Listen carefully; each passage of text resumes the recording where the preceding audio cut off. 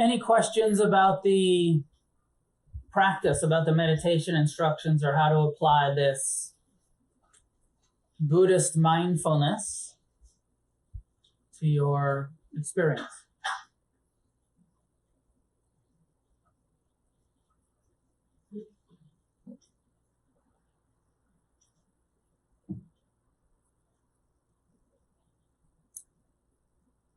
All right.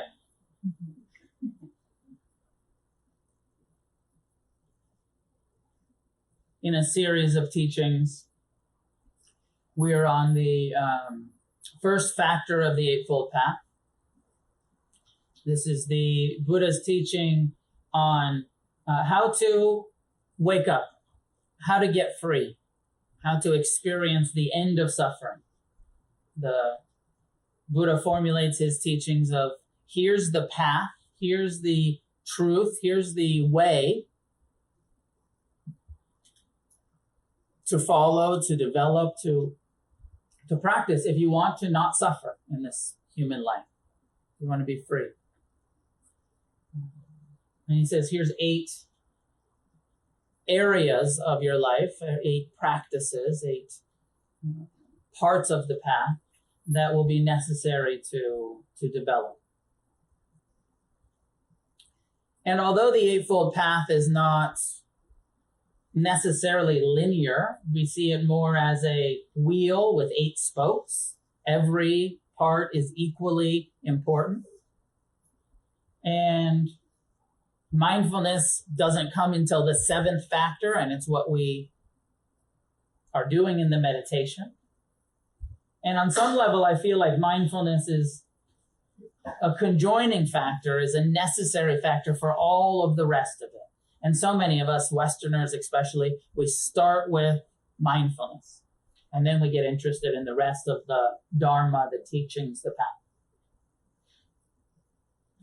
But the first factor, although it doesn't go 1, 2, it's not linear in that way. The first factor is said to be in some ways the most important, because traditionally it's called wise view or wise understanding. Traditionally it was actually translated as right, the right view of reality, understanding reality correctly. And one of the reasons it's considered to be the most important is because if you don't understand what's going on here, you got no hope for ending suffering. If you don't understand what causes suffering, you don't understand what we're actually dealing with here, and you're under some delusion of what life is, a delusional belief system, you're fucked. No hope. So the first factor is key, even if it's only an intellectual understanding of what's happening here. And most of us were never taught the truth. Most of us were raised with delusional views that happiness will come from material success. Happiness will come from abundance of pleasure. Happiness will come from staying young forever. All of these real delusional ideas. And so understanding this first factor, the Dharma, the truth of reality, is so important if your goal is to get free. Free from suffering, free from the causes of suffering. We have to understand what causes suffering. There's 2 main points here that the Buddha makes in the first factor. And the first is understanding karma. Understanding that karma is a law, not a philosophy, is reality, not a opinion, not a perspective, not a belief system. Karma is what's happening here. Understanding that everything we do, intentionally think, say, do, has a karmic fruit to it, a momentum, a consequence. I'll go more into karma in a moment. The second thing is understanding what we talked about the last 4 weeks, which is understanding the 4 truths. Understanding dukkha, suffering. Understanding what causes human suffering. We have to, and I feel like that's key. And I'll come back to it. But if you don't understand what's causing your unhappiness, how can you ever do anything about it? If you have a delusion about thinking that your happiness or unhappiness is dependent on what's happening, thinking that I can only be happy when things are going my way, then you have no hope for happiness. If you're dependent, if you have a delusion about how to get there, if you don't understand the truth of what will bring us peace, what will bring us in the meditation tonight, ease. Say, yeah, sure, I want to be at ease. But if you don't know how to do that, if you don't know what's actually causing your uneasiness, then it would be impossible to be at ease. If you didn't know how to do it, if you didn't understand.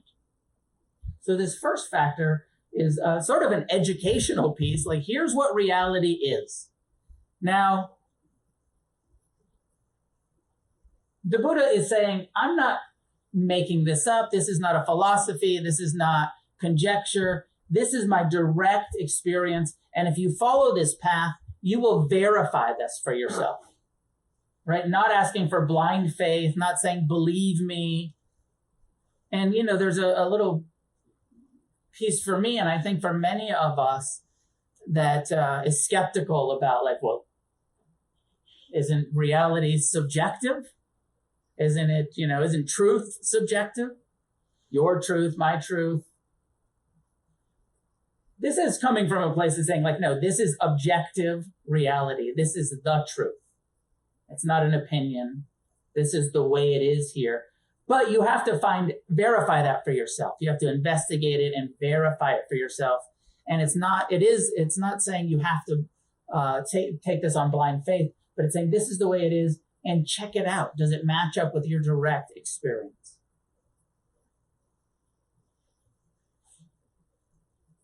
So let's start with karma.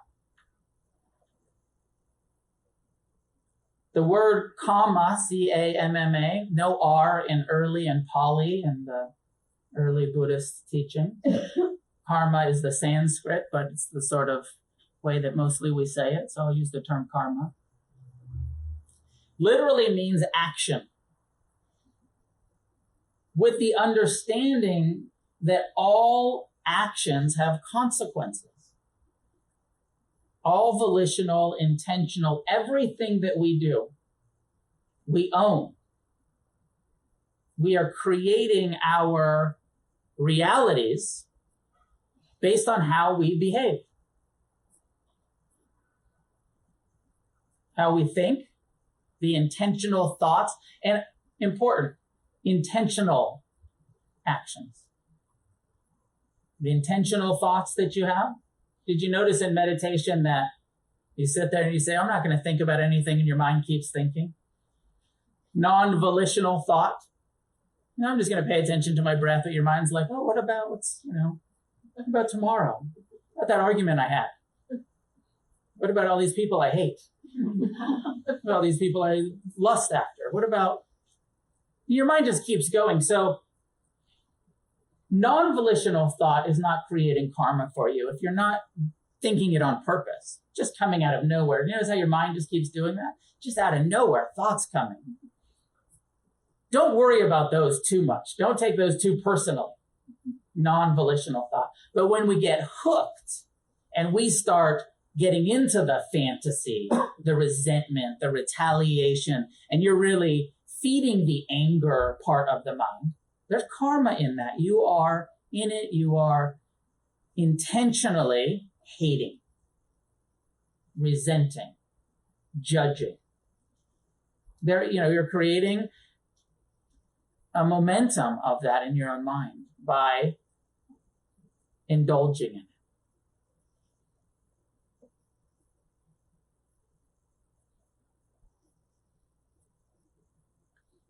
Likewise with unintentional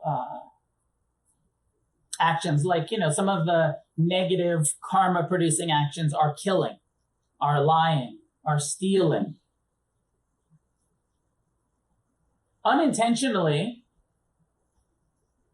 how much murder did you do today on accident? Some? Kill some insects on your car drive over here? Did you swerve out of your way to kill any of them? You're like, there's some fucking flies over there. Unintentionally, we kill. We live on a plane where, when you're going to your car tonight and it's dark out, you might step on an ant. Unintentionally, you might take life. There's not a negative karma in that. But when you intentionally say, I'm going to go hunting, I'm going to go off to war and kill somebody, I'm going to kill an animal, or this mosquito is just bothering me and I'm just going to kill this, fuck you, with some hatred in your heart. There's some karma in that self-centeredness that says this annoying mosquito deserves to die so that I don't have to experience the unpleasant sensation of scratching a mosquito bite for the next 3 days.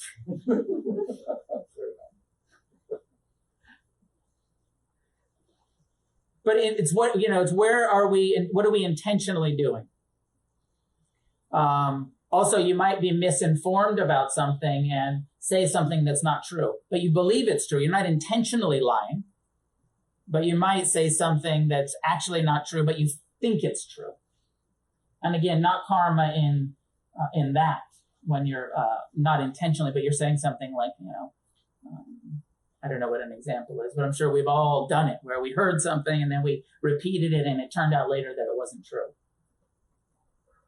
Now there's maybe gossip karma in that, but we weren't intentionally lying, which is much different than when we know something's not true and we're saying it, and we know it and we're intentionally misleading someone. And when it comes to honesty, there's so many levels of this because, the Buddha said communication, so much karma in our communication. So he put it here in understanding karma. He gave it its own factor on the Eightfold Path, wise communication, right speech. And then in right action, he also said lying, careful for lying. It's mentioned over and over, because this is where we're going to create a lot of our karma and how we communicate with each other, how honest we are. And there's those levels of dishonesty that are blatant lying, blatant stealing. And then there's the more subtle levels of dishonesty through omission. Not saying what is true when it's appropriate to tell the truth and you're withholding it. Or the exaggerating or the minimizing that we also do that's intentional. Not being rigorously honest. And that every time when you're doing that, we're creating some karma for ourselves, some negative momentum, habit of dishonesty.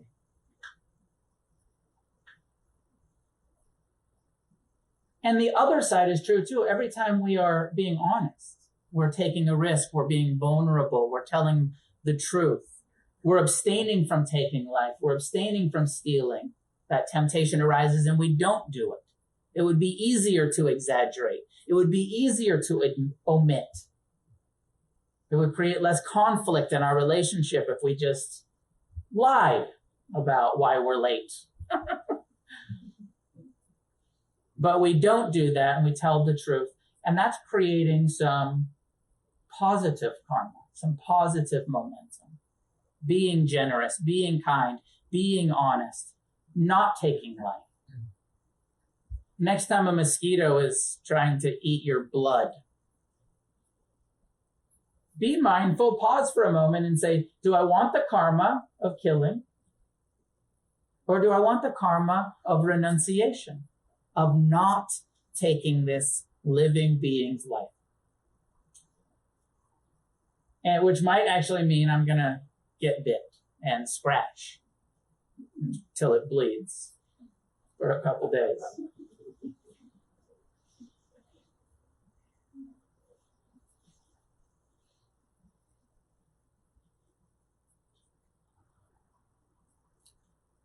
One of the great news here is that, is it too cold in here? Are you having unpleasant sensations? You're welcome. It's an opportunity for practice. Would you turn it maybe to 70 or something? I see people putting on their jackets.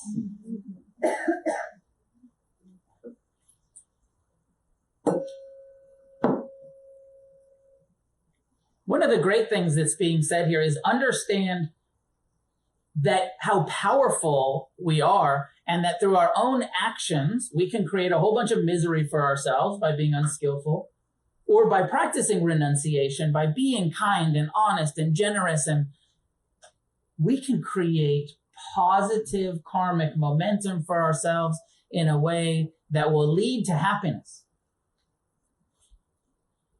That karma, in some ways, is so different than the view that many of us are conditioned with, which is, especially if you're conditioned with theistic religion, that says, you're waiting for God, a higher power, to kind of have grace, have a blessing.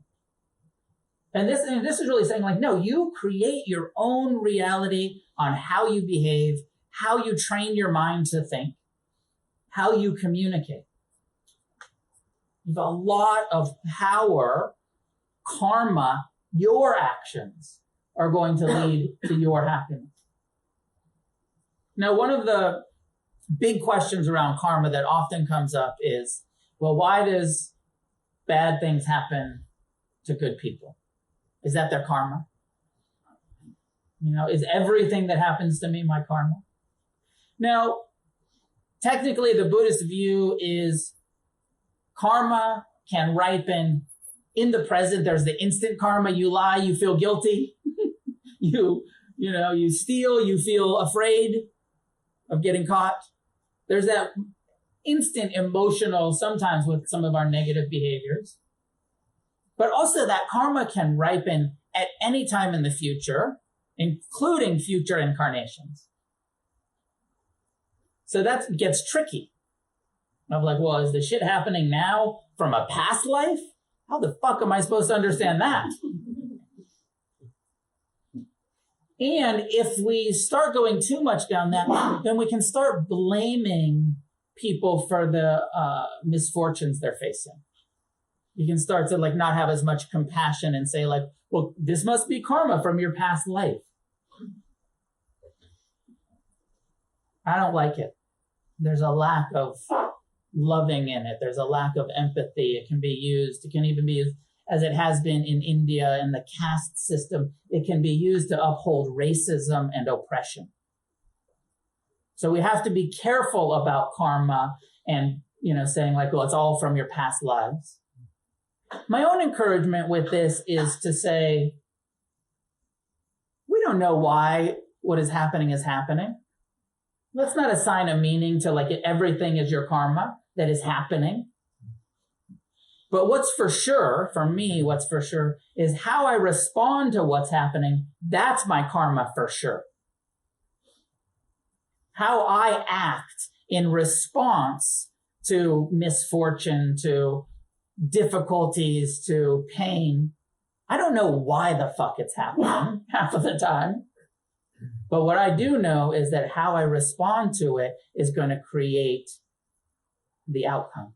My action, my response, is my karma.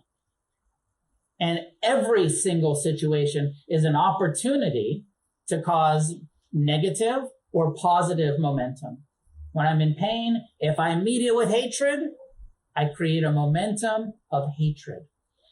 If I meet it with compassion, with forgiveness, with mercy, with acceptance, I create a habit and a momentum of mercy and compassion and forgiveness.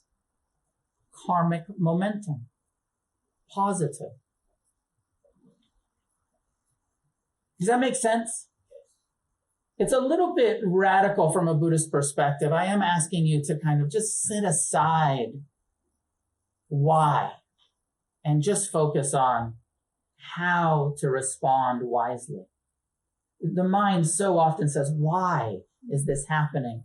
And sometimes karma is used to explain why it's happening. And sometimes it's used to explain it in a way that feels grossly religious and slightly,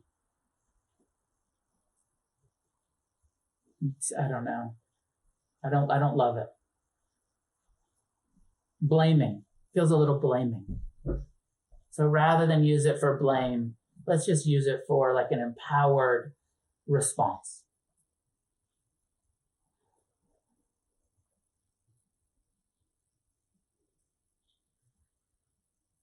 So first part, now there's something here. You could believe in karma. You could understand it. You could have this first half of the first factor of you could like live your life based in it and understanding karma, but that doesn't mean you're going to get liberated. A lot of people will live a good life saying like, yeah, I believe in karma, so I don't lie, I don't kill, I don't steal, I live a really ethical life. But that doesn't necessarily mean they're going to develop the insight, the wisdom necessary for liberation. And this is where the second teaching, where the Buddha says you have to also understand the reality of suffering, first noble truth. Dukkha, suffering is normal, it is ordinary, it is the air we breathe, not all of the time, but regularly, unavoidable. The cause of suffering, there's sickness, there's aging, there's death, there's loss. There's all of the pain that we experience having a nervous system. There's all of the self-centeredness and judgment we experience having a human mind. It's not your fault, but it's not very fun a lot of the time. The cause is craving, is clinging, is aversion, is self-centeredness. Tanha, second noble truth. And as I said in the beginning, this is key. If you don't know what's causing your unhappiness, how are you going to get happy? If you don't know what's causing your suffering, how are you going to get free? If you go through life thinking that like, well, God hates me, that's why. Or, I just don't have enough money. I just don't have enough pleasure. I just don't have enough. Not understanding that our potential for ease, for happiness, for well-being is all in how we respond to what's happening.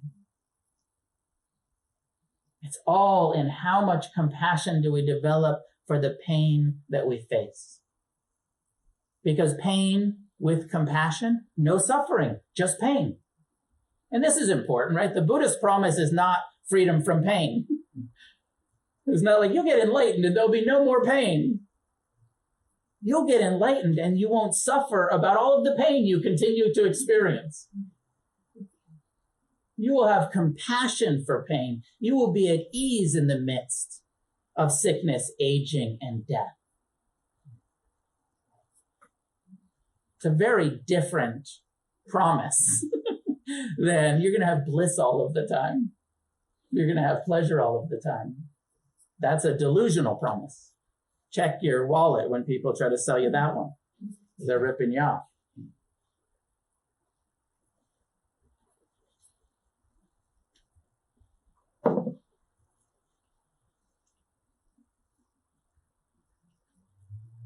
Understanding what causes our unhappiness.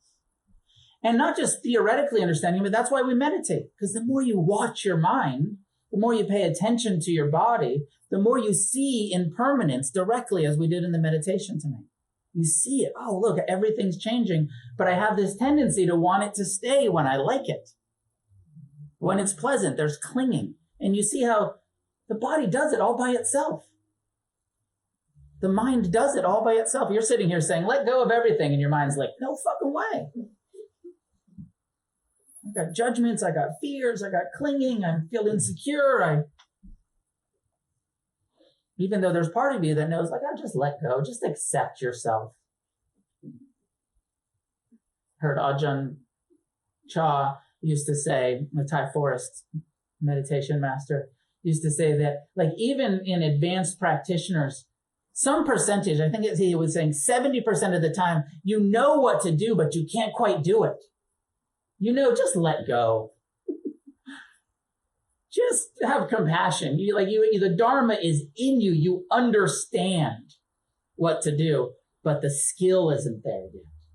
The knowledge is there, but the wisdom of the wise response isn't there yet. And that's why we keep practicing, so that we get better and better at embodying the wise response. The response that will end suffering rather than cause more.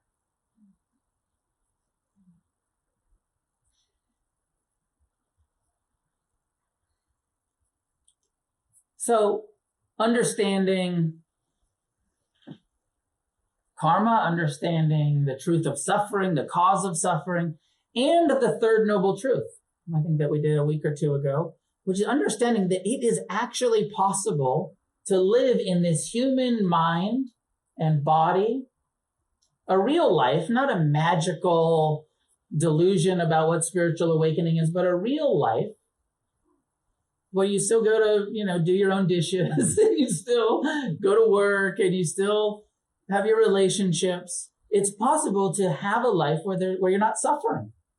You're not creating extra clinging, aversion, self-centered suffering on top of what's already challenging. You're not making it worse. I've been looking at a Stephen Batchelor book where he's saying, nirvana is really just non-reactivity. Think of it that way. This third noble truth is that it's possible to be non-reactive to the pain in your life. The natural reaction to pain is, I hate it. I want to get rid of it. And I'm going to suffer about it. I'm afraid of it. The natural human survival instinct reaction to pleasure is like, stay, clinging, craving, attachment.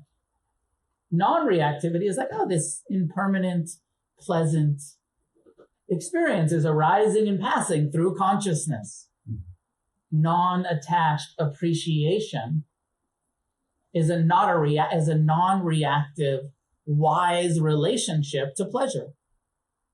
And that's perhaps what nirvana is, rather than this delusion that we have about it being some sort of heaven state or perfect mind. Non-reactivity to the reality that we experience. Wise response rather than habitual dysfunctional reaction. Through meditation, through renunciation, through this eightfold path, getting to a place where we're not so reactive and we're not suffering so much.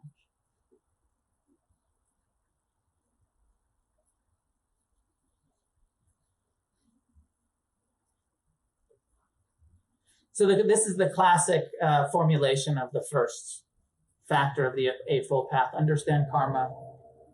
Understand the Four Noble Truths. Sometimes it's expanded in understanding the 12 links of dependent origination. If you really want to understand what's causing suffering, then you can study your own moment-to-moment experience. And the Buddha explains it in 12 links of interdependent or dependent arising of suffering. And the core here is that every moment that something pleasant arises and we cling to it, we suffer. And that we actually, with mindfulness, have a choice. It's like there's an intervention that we can do. It is possible to intervene in your own habitual tendency of clinging and aversion. With mindfulness, at the moment of contact with, like, that looks good, clinging. That smells good, clinging. That tastes good, clinging. With mindfulness, you can go, oh, I'm about to cling to this. What if I let go? Or that sounds terrible. That smells terrible. That feels terrible. Aversion, aversion, aversion.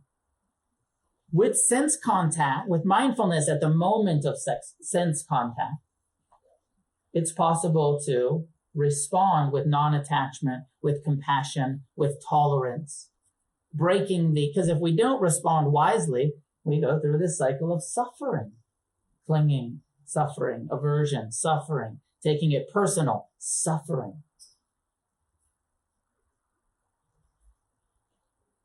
Understanding that it's possible to free ourselves by how we relate, by how we respond, by how personal we take everything. This is the first factor. Now, if we don't get it, if we don't understand, I heard one teacher say it's like knowing how to drive without directions to where you want to go. You know, it's like you learned meditation, but you still don't quite understand karmic responsibility. And so now you're meditating and you're behind the wheel and you want to go north, but you just start driving and you don't know which direction is north. And likely, actually, you might end up farther and farther away from the destination rather than going in the direction that you want to go. If you want to go to freedom, karmic responsibility, understand suffering, the causes of suffering, and start applying the antidotes.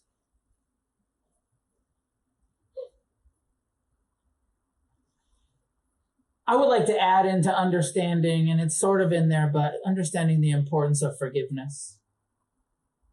That we need to forgive. Our minds are resentment-making machines. And in order to get free, understand, you're going to have to train your mind to forgive yourself and others. You're going to have to train your heart and your mind to be kind. I give this instruction in the beginning of meditation almost every week. Be friendly. Develop a friendly attitude, a kind attitude. You have to train your mind to be kind. Very few of us have a mind that's gentle and loving and super supportive and a good friend. The mind by itself is programmed as a survival instinct, which says hey, be afraid and be judgmental and be, self-centered. We have to forgive the mind. We have to forgive ourselves. Compassion, understanding the importance of compassion. It's kind of there in the second noble truth, understanding that aversion creates suffering. Compassion for pain is necessary. It's not a woo-woo idea. It is a practical skill. Learn how to be in pain. I make the joke about the air conditioning.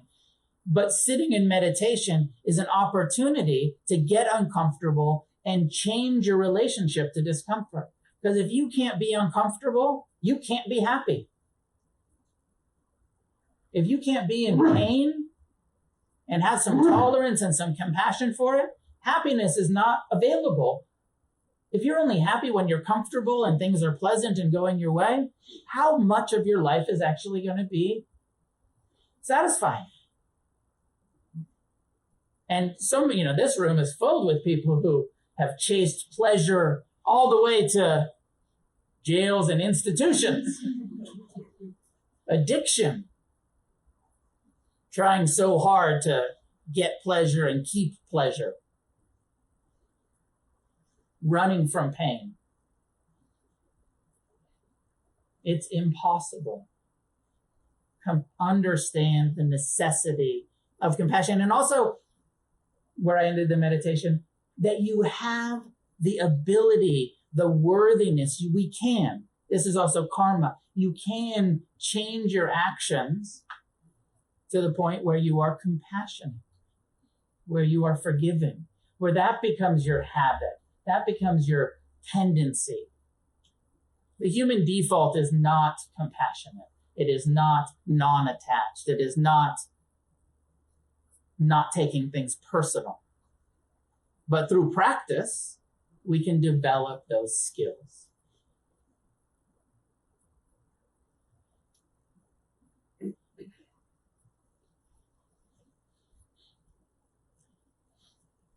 And so we start with understanding, so then we know we're driving in the right direction. But again, you could understand all of this, but if you're not meditating, if you're not doing the 6th, 7th, and 8th factors of the path, you're not going to really get anywhere either. And even if you're meditating and you understand karma, but you're still acting and speaking and your livelihood is out of, is creating negative karma for you, you're not going to make that much progress either. This 8-fold path is all connected.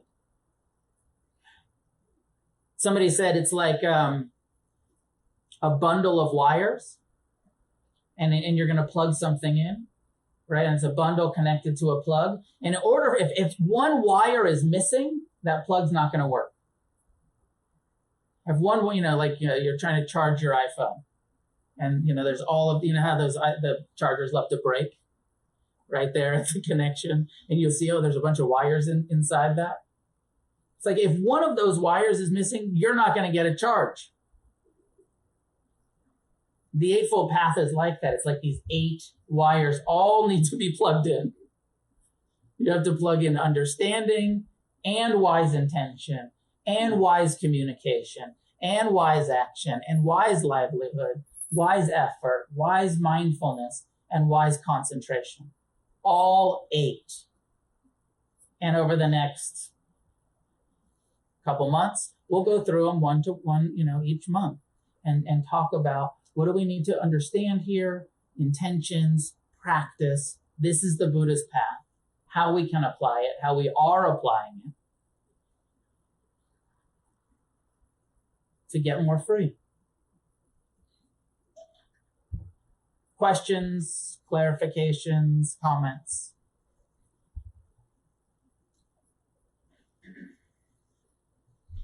Everybody's super quiet with the cameras. Please, wrong. I ask you about perception. Yes. Perception does create branding. Okay. Now, if a Dharma institution is selling perception, Yes. are they harming?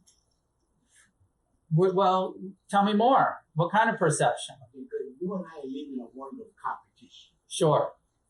Every Dharma institution wants to attract more customers. Yes. Market share. So, in the process, branding becomes a major factor. Yes. By having a good structure, good parking, good consciousness, brings me. Sure. It's a very competitive society. Yes. So I ask the question, is a Dharma teacher who's selling perception to attract more customers in the process is seducing customers?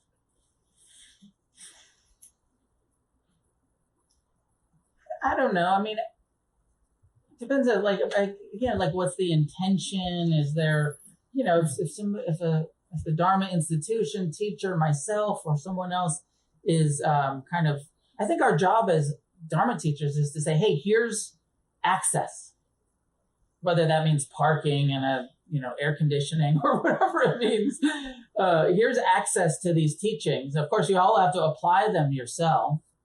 But I don't know if maybe there's harm. I don't know if you're saying like when us as like Buddhist institutions are criticizing each other, and to kind of say like, well, don't go over the inside LA, gross. Don't go over there, lame. Or they're saying, don't go sit with Noah, if that's what you mean, the sort of criticism that happens between. Constantly. Yeah, of course there's that. And that can cause harm if we're talking shit about each other.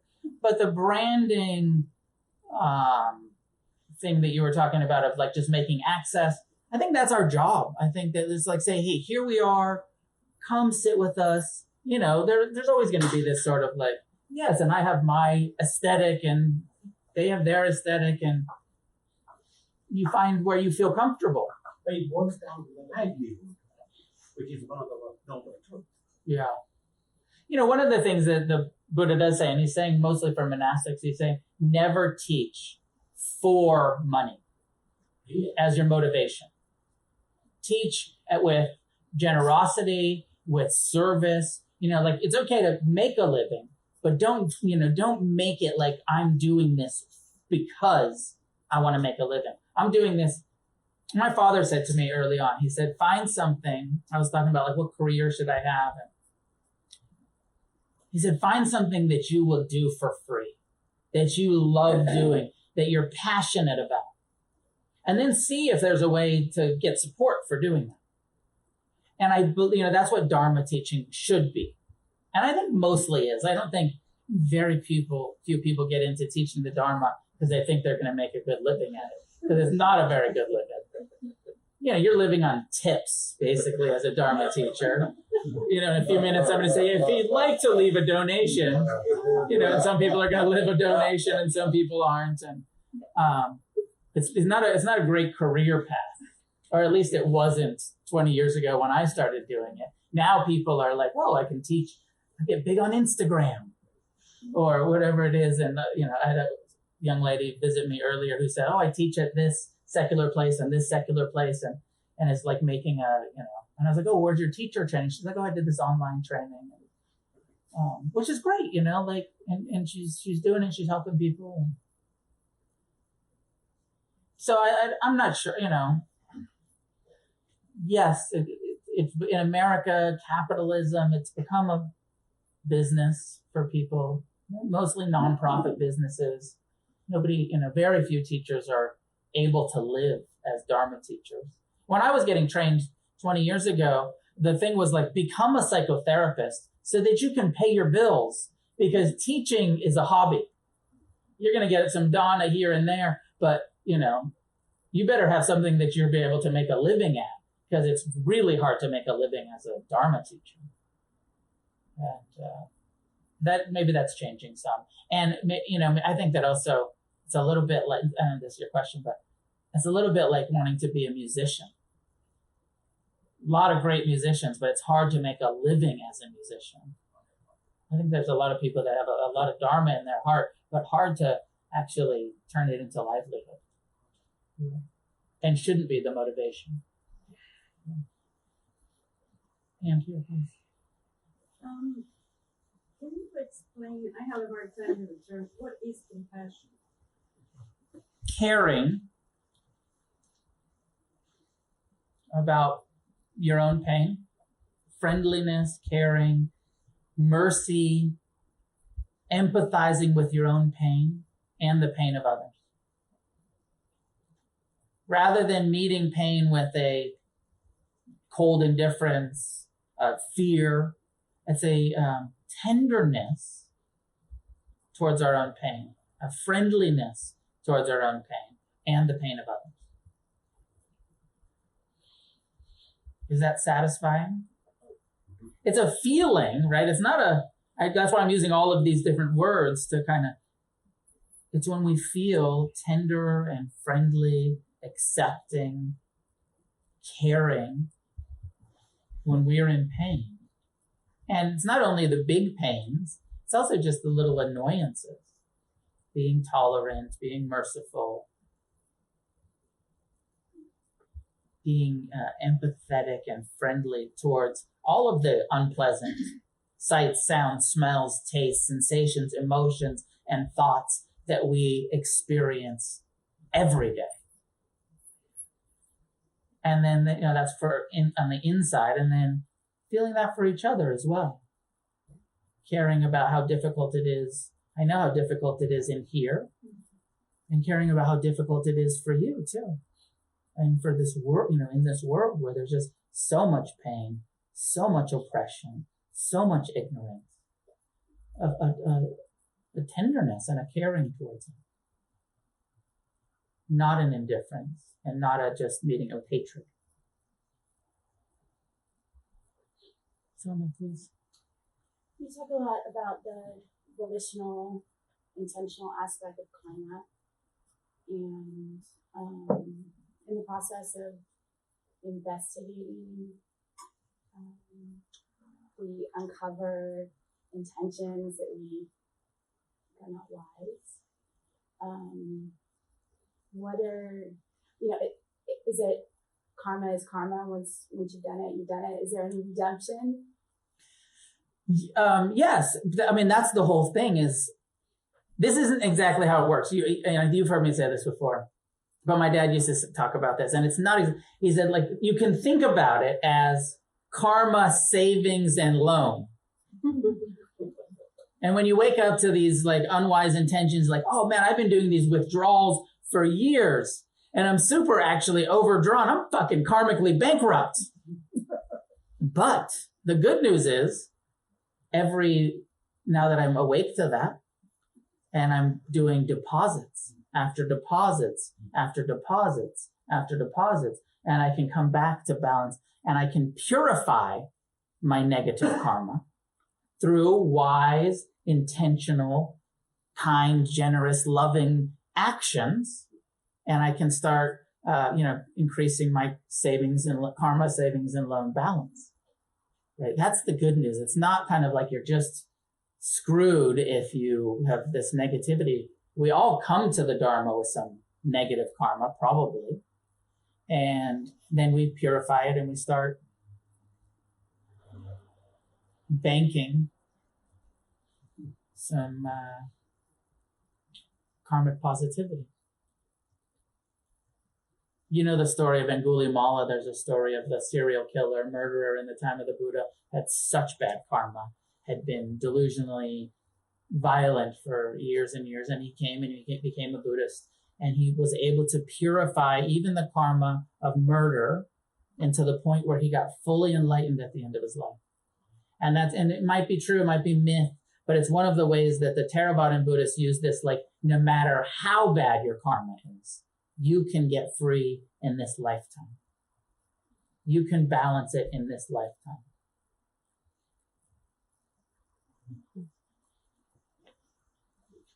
Make sense of this question, but this year has brought a lot of pain and challenges for my wife and I. And at one point when I started this job, I took a quote of yours and I put it on the board at work. Right now it's like this. Because it was so simple, just said acceptance for me. But it's hard for me sometimes to discern the difference between when I'm in acceptance and when I'm in resignation. Does that make sense? Absolutely. First of all, not my quote. That's a quote that I think originates from Lumpur or Ajahn Sumedha, who was the kind of senior Western disciple of Ajahn Chah, and has been a teacher of mine for decades. And he's done this kind of, right now it's like this, teaching for a long time. It's a beautiful teaching. Now, my own feeling with that teaching is, yes, it's acceptance. Right now it's like this, but it's like this, and it's calling for compassion. It's calling for forgiveness. It's calling for letting go. Acceptance is the foundation that we then respond wisely from. Not complacency, not resignation. It's like this, and it's calling for a shitload of forgiveness. It's like this, and it's calling for a ton of compassion. It's like this, and it's calling for a whole bunch of positive karmic balancing. Because just it's like this, we can stay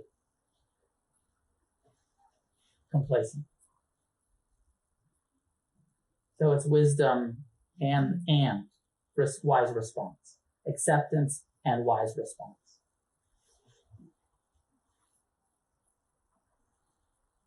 Yes. Recently I found myself with someone, with my mom, and I had a huge forgiveness that I went through with her. And, I found myself, unbeknownst to me, but it came back, and I didn't even know.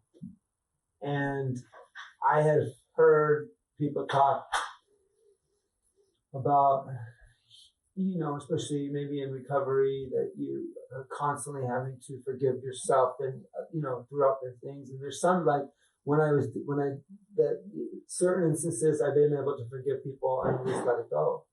And I don't understand. Could you maybe talk on that? Mm-hmm. I will talk on it, and I've had a similar experience. It does seem like sometimes with forgiveness, it goes. Like there's a thorough letting go, and it doesn't come back much.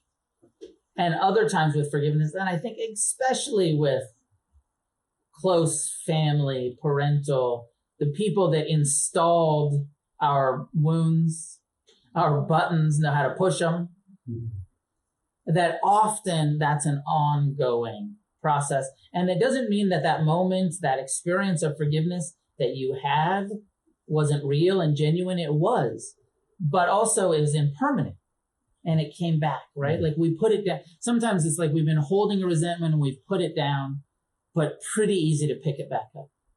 And we might pick it back up over and over. And at some point we might put it down and not pick it up again. Like you said, sometimes it does that. I want to just end with, because we are just about out of time. And I did this the other night on Wednesday, but this one feels, I just want to leave you with this. You've probably read this quote about forgiveness that I like a lot, if I can find it. It says, "Forgiveness is the name of love practiced among people who love poorly. The hard truth is that all of us love poorly. We need to forgive and be forgiven every day, every hour, unceasingly. That is the great work of love among the fellowship of the weak, that is the human family." And so with Mom, every day, every hour, unceasingly, it's an ongoing process of forgiveness.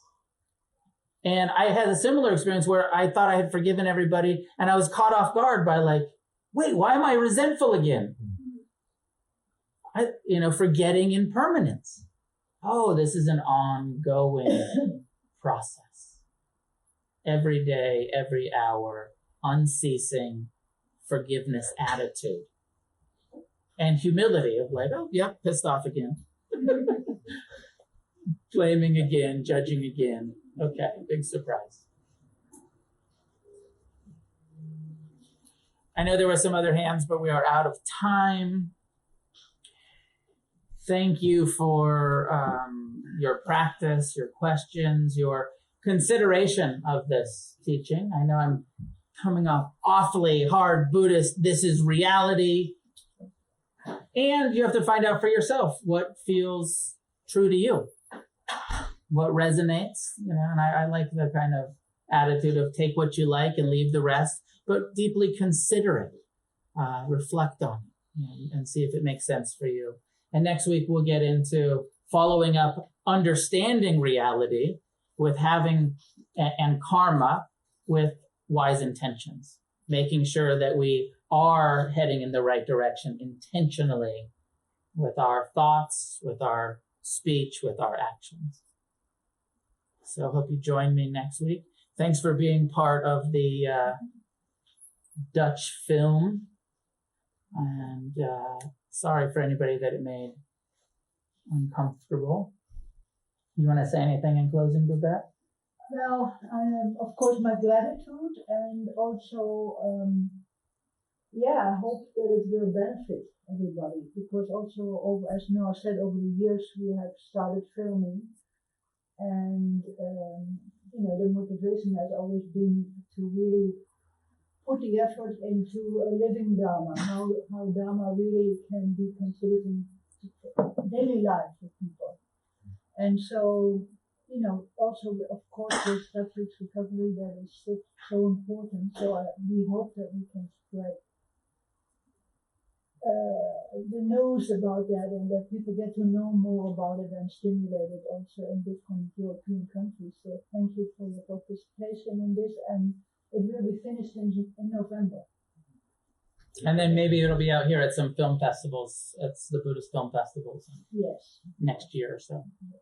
So thank you all, and thanks Ashley hiding behind that camera over there. He's just like, I'm just a camera over here, but he is doing good work. May any goodness that comes from our practice be shared with all beings in all directions. May each of us wake up, and together may we create a positive change on this planet. Thank you. And class is done by donation. I live on your tips. And so we pay the rent that way. There's bowls over there. I don't think I have somebody to do the card tonight. Maybe I'll do it myself. If you have cash, please give cash. If you want to Venmo, I think my Venmo is on there. And if you need to use a card, let me know and I can figure out how to break out the Square Reader. We encourage a $15 or $20 donation. Anything you would like to give is up to you. If you're broke, you're always welcome here. Don't worry about the money. And see you next week. Or Wednesday. Oh, one more announcement. I forgot to print out the flyer. This Thursday, Alan Clement is starting a Thursday night class, maybe for the next 2 months. He's a very senior Dharma teacher. He was one of the first Americans ordained in the Mahasi Sayadaw tradition in Burma in the 60s. He wrote a book with Cornfield on the still forest pool. And he's just a very senior practitioner. And then he went off after he was a monk for years and became a war correspondent and was like on the front lines. And he's created this teaching called the World Dharma. And it's this investigation of Dharma, yes, Buddhism, but also just like social transformation and how do we deal with this world that has so much suffering, so much violence and war. And it's going to be a very active, interesting course. Thursday nights by donation, 7:30, starts this week and is going to go for the next couple months. It's a drop-in class. And he is a very interesting character. Definitely a character. So come check him out. What about the sound? Sound bath? Got canceled. Oh. Sound bath got canceled. They may try to do it in September. Oh. Yeah. Okay, good night.